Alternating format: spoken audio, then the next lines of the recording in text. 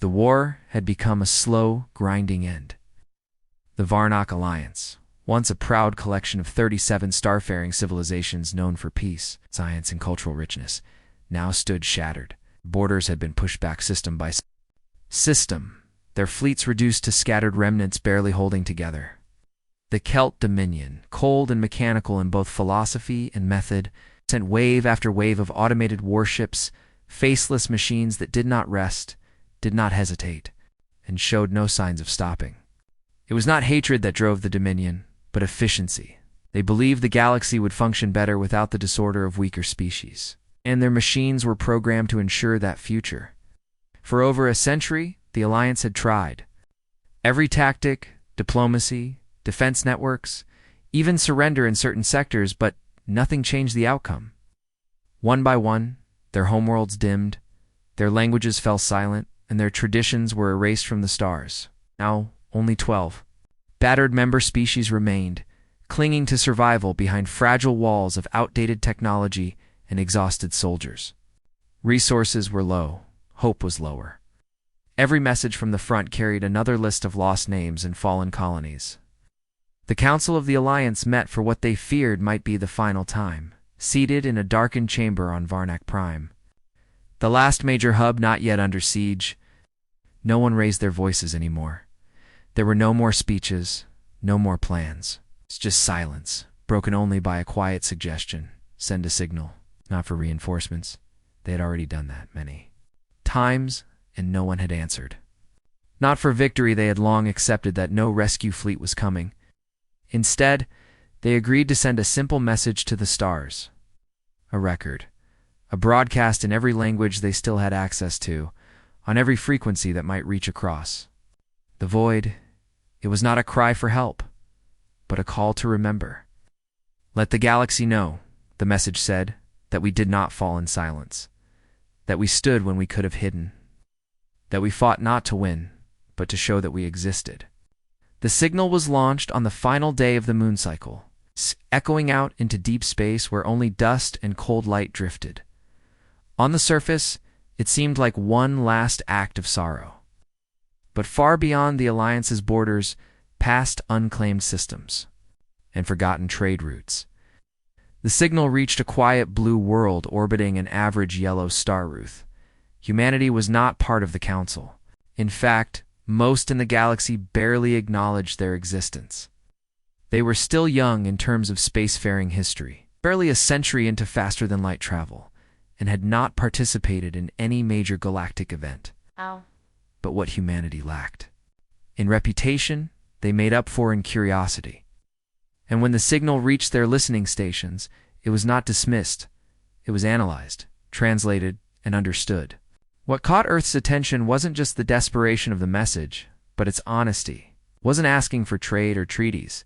It was a voice simply refusing to be forgotten. That struck something deep within the people of Earth. They had known struggle. They had known hopeless fights. And most of all, they had known what it meant to be underestimated. In quiet rooms beneath Earth's orbiting defense council, meetings began. Military analysts reviewed Dominion tactics. Scientists studied alliance. Technology. Politicians asked a simple question: can we do something? The answer came not from generals, but from a civilian fleet commander named Helena Ruiz, who said, "We may not be ready to save them, but we're ready to stand with them," and with that, Earth prepared not to declare war, but to respond. The galaxy hadn't expected anything from Earth, but they were about to learn that humans had a habit of showing up exactly when no one believed they would. And when they arrived, everything changed. At first, the Varnock Alliance thought the signal reply was an error, some random background noise bouncing back from deep space. The name attached to the message didn't even register at first. Earth, the signal identified, followed by a short message. "We received your broadcast. We are coming." The few surviving Alliance leaders reviewed the data with tired expressions, unsure if it was a misunderstanding or some form of lost probe returning old echoes. Humanity, after all, was barely known outside a few scattered council archives, a young species from a distant spiral of the Orion Spur with no major influence. No formal alliances, and no history in interstellar wars. They had no seat on the Galactic Council, no vote in strategic meetings, and had never stepped into the chaos of the Dominion conflict. Many believed it was just a bluff, a final mistake by a species unaware of what they were walking into. But then, human ships began to appear, not in dramatic fleets or in displays of power, but as small reconnaissance vessels that quietly arrived in sectors near the front lines. These ships were sleek, sharp, and surprisingly silent in their approach. Celt war scouts registered them briefly, dismissed them as local scavengers, and moved on. But the humans didn't engage. They observed, they mapped Dominion supply routes, tracked refueling stations, and gathered data with cold precision. Within days, several Celt drone convoys simply vanished. Their components found drifting in deep space, systems shut down without damage, as if someone had flipped a master switch. At the same time, stranded Alliance crews who had been thought lost were suddenly extracted by unknown ships and returned. With only one message, they call themselves humans. Confusion spread across both sides of the war. No one had seen them arrive. No one had granted them permission. And yet, they were there moving like shadows across a burning battlefield. As days turned to weeks, more ships followed. A formation of larger vessels dropped out of folded space near the edge of Sector D-49. Not in overwhelming numbers, but in tight, calculated formations. Their weapons weren't massive, but they were highly coordinated, each ship working like part of a single machine. And when they engaged, they didn't rely on brute force.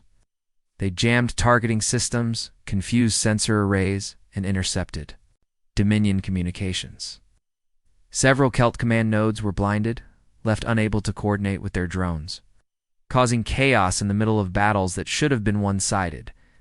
The humans also rescued more survivors, pilots drifting for days in escape pods, medical shuttles trapped behind enemy lines, small bases once written off as destroyed. And every time they arrived, the pattern was the same. Quiet entry, fast action, clean exit. No demands, no flags, just help. For the Alliance, it was as if ghosts had come to their side. Ghosts who brought supplies, protection, and something even rarer than ships: hope.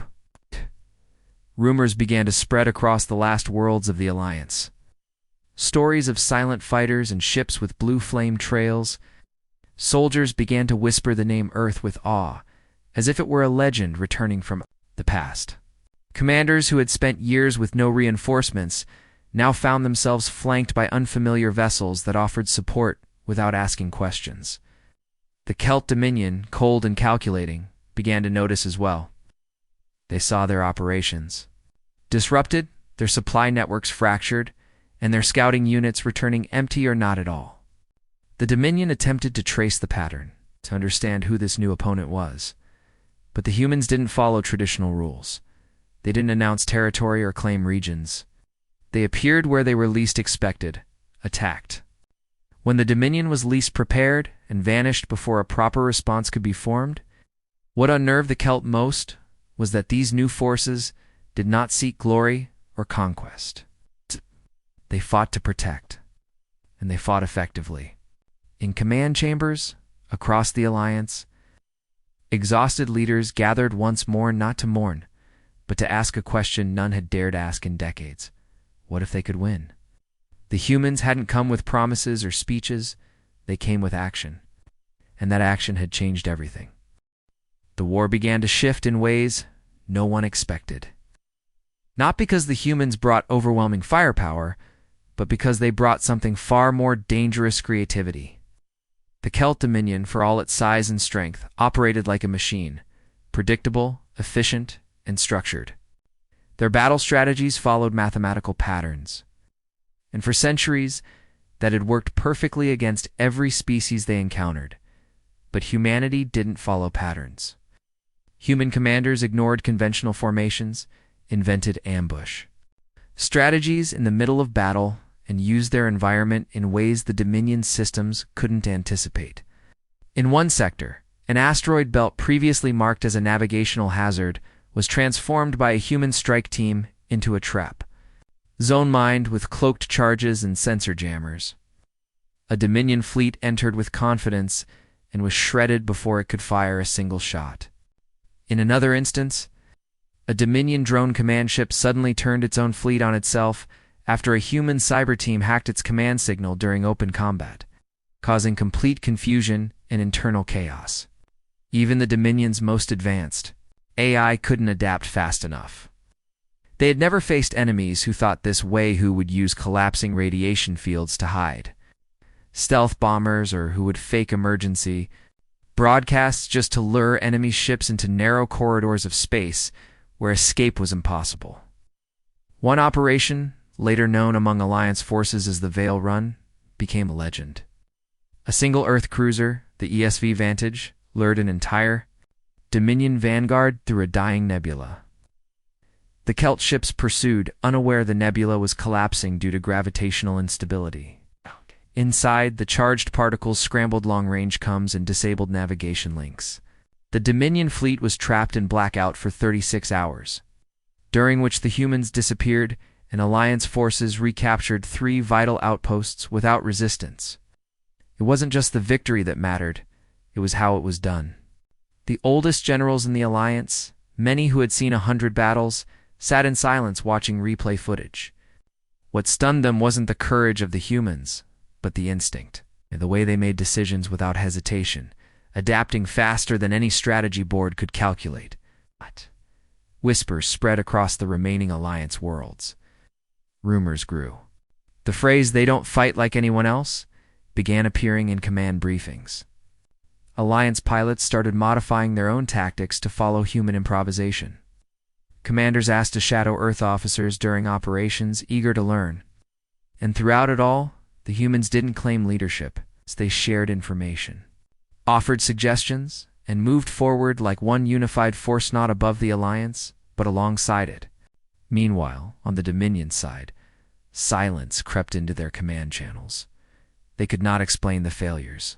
Began assigning special algorithms to track human formations, but those algorithms broke every time. Dominion AI couldn't predict chaos, and humans, by their nature, embraced chaos. They didn't act recklessly, they acted intuitively. Their ships darted through combat zones like living creatures, each unit responding to the others, not with calculation, but with trust and coordination. For every one human ship lost, 3 Dominion units fell. It was not dominance, it was control. Not power, but precision. And now across the stars, commanders who once ignored the name Earth now spoke it with caution. The Alliance, once on the brink of collapse, now stood with new confidence, not because of sheer numbers, but because they had hope again. Hope in the form of unpredictable, determined, and fiercely intelligent allies who refused to accept defeat, no matter how vast the enemy or how dark the odds. And that hope, spreading quietly through every outpost and starbase, became the most powerful weapon of all. Across the fractured corners of the galaxy, something subtle but powerful began to change, not in explosions or dramatic speeches, but in quiet coordination, shared trust, and unexpected unity. The Varnak Alliance. Once a collection of desperate survivors barely holding on to fragments of their old strength, started to move together again. It wasn't just because the tide of war had shifted, it was because Earth had given them a reason to believe in something beyond survival. Humanity's arrival had not only brought clever tactics and daring rescues, it had inspired cooperation. That hadn't existed for decades. Engineers from 12 remaining species sat side by side in orbiting shipyards, trading designs, adjusting weapons, and studying human improvisations with fascination. The first joint-built hybrid cruiser, Stitched, together with Earth's modular systems and Varnak's shield generators, launched within weeks and exceeded all expectations. Diplomats who once argued over borders now met to share intelligence. Former rivals trained their soldiers together using human war simulations that taught them to adapt rather than follow fixed orders. It was a new kind of alliance, not just political, but personal. And yet, through all this, the humans refused to take command. When the High Command proposed naming Earth's Admiral Rhea Morgan as Supreme Coordinator of the Allied fleets, she simply shook her head and answered, "We're not here to lead. We're here to stand beside you." That single sentence, recorded and shared across military networks, sparked something deeper than admiration. It created a sense of family. The humans were not guests, not saviors, and not conquerors. They were brothers and sisters in the trenches, bleeding the same, risking the same, and never asking for thanks. This humility, paired with their brilliance in battle, reshaped how the galaxy viewed them. In briefing rooms, commanders quoted human doctrines. In field hospitals, human medics worked side by side with Varnak nurses. Even young recruits, fresh from surviving worlds, wore Earth's colors in solidarity, not under command, but in honor. Meanwhile, the Celt Dominion, once steady and ruthless, began to falter not because they were physically weakened, but because they couldn't evolve. Their war machines, perfect in design but rigid in thought, could not process the new strategies rising from this mixed fleet. Every encounter became more unpredictable, more costly. Swarms of drones found themselves disabled by strange joint frequency pulses designed by a team of human, Jarelian, and Miran scientists. Ambushes no longer followed simple patterns but emerged from invisible dead zones created by layered gravity fields. The Dominion's tactics, once flawless, now felt outdated. In the face of hybrid warfare shaped by unexpected mines, even the morale of the Alliance, once buried under centuries of loss, had begun to climb. In mess halls aboard warships, laughter returned. Not often, not loudly but real. In forward bases, instead of final messages and last stands, there were construction plans and shared music Verna choirs, singing with human guitarists in strange harmony. Across the stars, hope had returned not in one wave, but in thousands of quiet sparks. The humans had never claimed victory.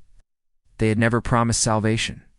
But by showing up and standing beside a broken galaxy without asking for reward, they had created something stronger than any fleet. Trust. And trust in war is more powerful than fear. The Celt, for all their might, couldn't destroy that. They had never accounted for enemies who would fight not just for survival, but for each other.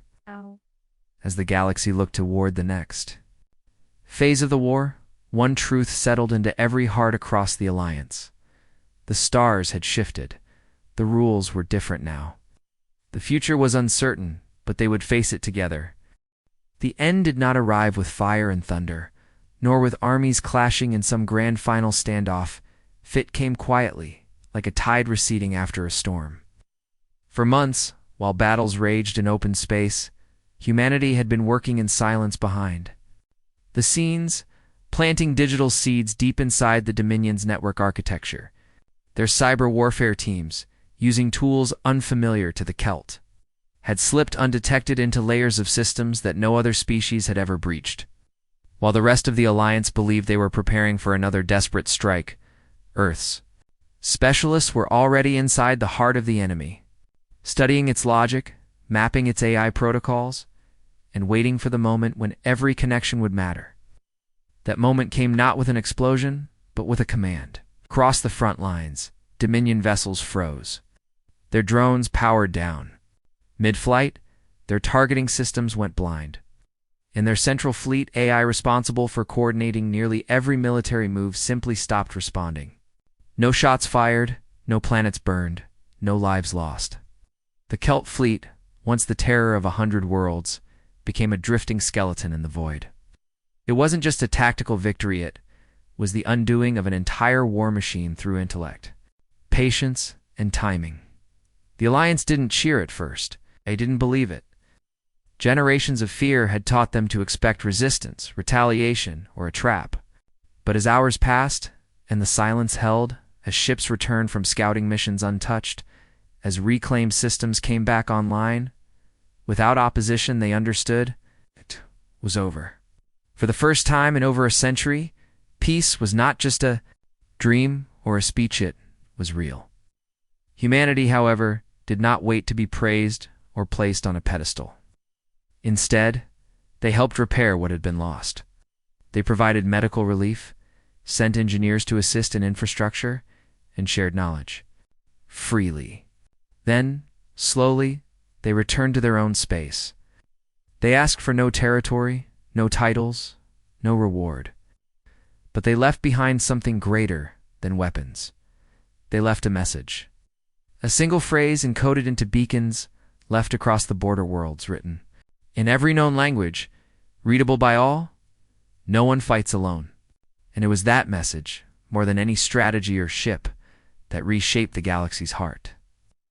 The Alliance rewrote its charter in the weeks that followed, not under pressure, but by choice. Earth had demanded it, but because every species agreed they had earned it. Not through power, but through action. Respect was no longer tied to age or size, but to the ability to protect and to care without expectation. As the stars settled and the galaxy breathed again, the story of the humans, the strangers who came when no one else would, began to spread, not as history, but as legacy. In the end, it was an overwhelming force or ancient knowledge that had ended the war. It was humanity's courage, their stubborn refusal to accept defeat, and their unwavering belief that even in the darkest moment, someone must stand up and say, "We're with you." And the stars would remember that. Always.